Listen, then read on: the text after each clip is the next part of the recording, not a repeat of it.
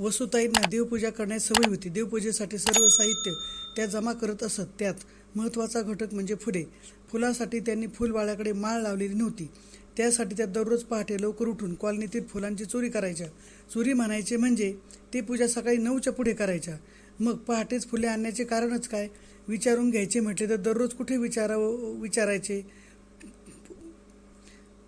लोकांना सांगायचे मी morning walk करते, पण मुख्य उद्देश म्हणजे फुले गोळा करणे हाच असतो.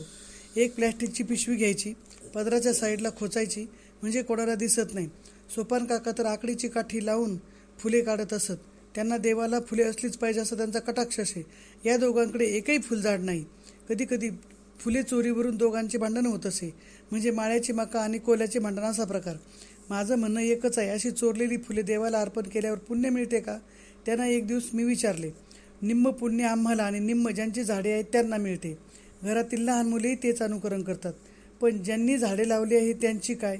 झाडावरच फुले शोभा देतात. फुलांशिवाय झाड सुने वाटते. जर एखाद्या वेळी चोरी पकडली तर म्हणतात देवाच्या तर चरणी चाललेत. समोरचा आपोआपच गप्प होतो, मुद्दा भावनिक तयार होतो. फुलं झाडावर राहिली तर पशु पक्षी फुलपाखरं मधमाशा यांना त्याचा उपयोग होतो.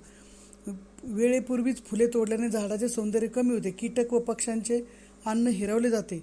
जास्त फुले तोडल्याने पर्यावरणाचे नुकसान होते. फुलं झाडावरच पाहावीत, सुगंध अनुभवावा. निसर्गाचा आदर करायला कधी शिकणार आपण? देव म्हणतच नाही मला फुले वाहा चोरून आणलेली. 2 हाताने तिसरे मस्तक देवाला लागते फक्त. फुलांसाठी स्वतः झाडे लावावीत, कुंडीमध्ये का होईना.